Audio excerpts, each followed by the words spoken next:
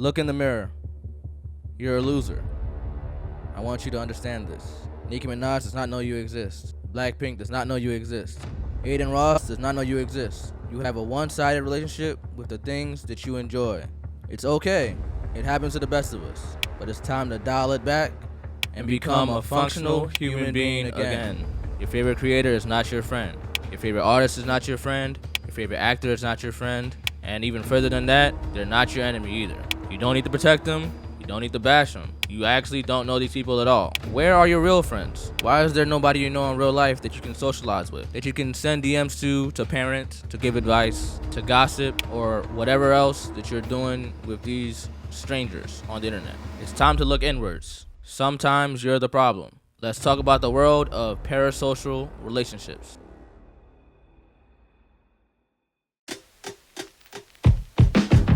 Mass recognition of this term, at least in pop culture internet terms, as far as I know, can be credited back to one Caucasian goat, Ludwig. At the height of streaming popularity, made a video that said, "I'm not your friend," and introduced the word parasocial to a group of people that didn't know what they were feeling, but now have a way to categorize it.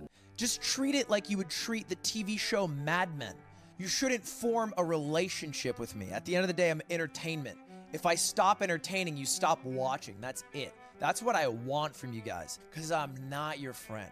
I will never, ever hang out with you, and I don't care about you because I don't know you. I can't. There are 13,000 people here. I can't care about all of you because I don't know any of you. I mean, for as long as there have been celebrities, there have been people with enough free time to be overly invested in their lives. Honestly, for as long as there have been people overly invested in other people's lives in general. So them being famous just makes it a lot easier. But it's gone past reading magazines and figuring out what Michael Jackson's favorite food is, or who he likes, or what he likes to do in his spare time, and delved into a level of obsessiveness that can't really be characterized, just due to the fact that there's so much access to your favorite person nowadays. People are a little misguided as to what being a supporter is and what being overly invested actually looks like. And it's not limited to the ultra mega famous anymore. Your favorite Twitter superhero has parasocials that will kill and die for them. Your favorite content creator, streamer, has people who will donate thousands of dollars to see them have fun at parties or to go on dates and trips with women chosen by their chat. Let's start with, what is parasocial? Parasocial or one-sided relationships. Viewers get to know Ludwig through the hours and hours of personal content he puts out, while from his perspective, his audience is just thousands of faceless chatters. If I'm defining it, it's as simple as minding somebody else's business, particularly somebody who you do not know and does not know you. We're born with mirror neurons, we're born with empathy, we're born able to kind of put ourselves in other people's shoes. So of course, a little bit of overinvestment may slide by every now and again, but it gets to a point where you have to understand, these are not my friends. I do not know these people. It's entertainment. You're supposed to enjoy it and then move on. Your life probably shouldn't revolve around it. But, I mean, who am I to tell you how to live? I'm not your friend. Now, we all enjoy entertainment in some way or another. But when does it become parasocial? Okay, imagine this. You see somebody that you watch on the internet. They get into a relationship. You don't like the girl. Why? And then you proceed to tell them. Why? And then you proceed to give the girl hate. Why? Imagine this. Your favorite artist, they're doing bad this year. They're not selling as many records. You proceed to call out everybody below them, everybody around them, and even the people above them. Fake streams, they're flops, they can't dress, they're ugly. Whatever, just to make you feel better that your artist is not hitting this year. Why? You didn't sell any of those records. Why does it matter to you? Let's get even more specific. I'm gonna skip Drake and Kendrick right now. Even though that's the hot topic of parasocialism, I'm so tired of talking about it. Let's go Love Island. Of course, with any viral sensation, there are people that take it too far.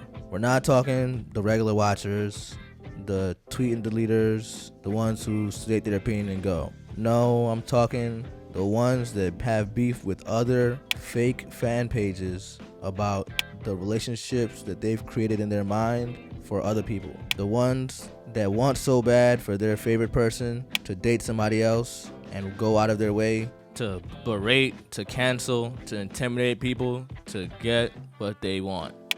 When is it ever this serious? Or if we keep it music, we can always go Stan Wars, Swifties, Barbs, beehive. Their whole personality is being a fan of somebody else. Living, breathing, dying, this type of shit. Arguing day in and day out with other people in other communities over somebody that fake loves them on the internet. They don't know you. You don't know them. You know information about them. You don't know the real person. Even their real friends don't know the real person. So how the fuck could you? Or if we're going on social media, we can go with the people that live through TikTok live stars and bashing, berating, and intimidating anybody who so happens to get on their bad side. There's adults dedicating fan pages to 60-year-old kids. Rakai's mom just told Kai that Rakai has officially passed the 11th grade and he is officially a senior. Some of it is healthy conversation, healthy interest, but when it becomes your personality and when you decide that you know more about their life and what's good for them more than they do or their friends, and choose to tell them about it or tell us about it, then we might have gone too far. Let's take me for example. I'm not exempt. I was born in 1990. I'm 20 years old. I've been on Twitch for 7-8 years as a viewer, which started with gaming, but it's really just content about other people's lives. So of course, I've seen and been a part of some nonsense. Mostly seen though. From the Reddit hate threads, to the end of boys night, to joining Raya FC.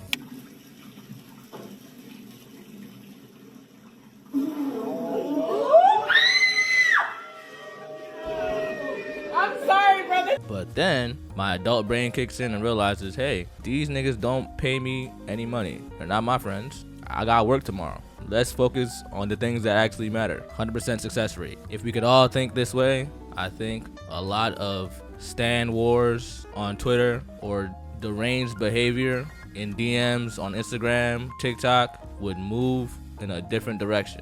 But not everybody's employed. Not everybody enjoys their life enough to live it outside the internet. And some people are just children. Motherfucker, you talking all this shit, man. What city you in? And he was talking shit, blah, blah, blah, blah, blah, blah, blah, blah, blah. And I hired a motherfucking private investigator.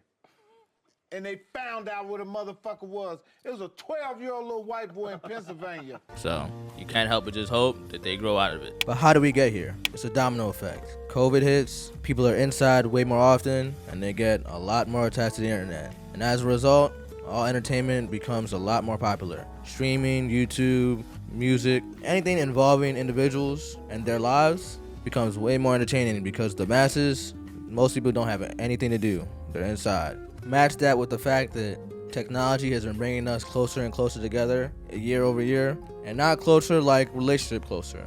No, closer like I think I know you closer. Closer like I see everything that you do because you post everything that you do. So I think that we're similar. So now we're friends. We've been building and maintaining relationships over the internet for the last decade or so now. And so it's only natural that it becomes more and more intense as we become more and more dependent on the internet for social interaction. The issue is the interactions are one-sided. You're interacting with them. They are not interacting with you. They may be interacting with the group as a whole, but they don't know you. Superfan 1985, Just BB, Star Guys. Even if they follow you, even if they like your reposts, even if they respond to your DMs, you're one of the many fans. And since the last few generations have built and maintained relationships on the internet, it may be hard for them to judge these type of interactions objectively. Even once lockdown is over, life was never the same. We're still indulging in the same content and still connected in the same matter because it's built to be addicting. As technology keeps getting better and better, we become more and more attached to it, and the internet culture is more and more prevalent every day. And now we have children to grown adults overly attached to the lives of strangers, from babies to 85 years old. Why are we parasocial? This is actually a lot easier to explain and understand than you might think. We're very social creatures. We can see ourselves in a lot of people. We have mirror neurons, feel empathetic, can put ourselves in other people's shoes. We see somebody living a life experience that we may have lived, may want to live, or can at least imagine ourselves living in some way. We know what we would do, but we can't do that. So what do we do instead? Project our feelings onto other people. And since we're so interconnected through the internet, I can not only feel how I feel, but I can make you feel how I feel. If I send enough hate threats or love messages to your DM, make enough videos, post enough comments, You will see it, and hopefully you will agree or disagree. It doesn't matter as long as you saw me. Oh my God, I got noticed by my fave. We attach all of the positive emotions, negative emotions, neutral emotions that we feel when we engage with the content, the music, to the person. And now they are solely responsible for the emotional regulation of grown folks. A lot of the times it is, teens, but sometimes it's grown folks arguing to death over the internet, creating communities, fan pages, dedicated physical groups, etc., towards creators, musicians, and social media celebrities. Again, that's not to say all this behavior is inherently negative. This is just kind of how it starts. It's the slippery slope that we get on that creates the obsessive behaviors that we see all over the internet nowadays. Why does this happen? Because it makes money. If you're so emotionally invested that you will do anything for your people, that is purchase intention. I've talked about this before. Even past purchase intention, it's at least emotional investment to the point where if you see their content, you'll stop and watch. At least they get that ad money or those streams, any amount of impression, to be honest. And all they had to do was engineer a situation where you would be involved. You would buy into the storyline, feel so attached to their person that you do most anything to make sure they live in how you want them to live. Playing my career with other humans.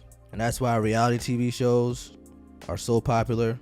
Streams are more popular than ever. Vlog, IRL content is so popular. Honestly, anything that can get consistent positive or negative emotional reactions is thriving nowadays. Which is why outside of the music, artists have to do so much in terms of interviews or just general world building. Positioning themselves as people that you want to be around, or fuck. And that's really all it takes to get attached. Let's say you're the average stan. You're emotionally linked to Blackpink or New Jeans or Beyoncé or Jasontheween, to the point where if anything negative happens, give them the benefit of the doubt. Anything positive happens, it's because of them. It's entertainment, but it's engineered this way. You're supposed to develop enough attachment to keep watching, keep supporting, keep listening. It's partly your fault, partly the world's. But at a certain point, it gets too far. You can start to see why there were so many cults. If you're charismatic enough, it's surprisingly easy to turn people into soldiers for no cause. Not only are we in a cycle of regurgitating the same opinions, we're in a cycle of standing and canceling people for just being people. And by we, I mean the internet in general. Me personally, I hop on here, I say my opinion, and then we can talk about it for a little bit, but after that, I'm gonna go make some beats. Now, I implore you all to do the same. Nothing hits like a good hobby. If your hobby is other people, maybe reconsider, but I can't tell you what to do. In any case, that's enough of what I think. What do you think?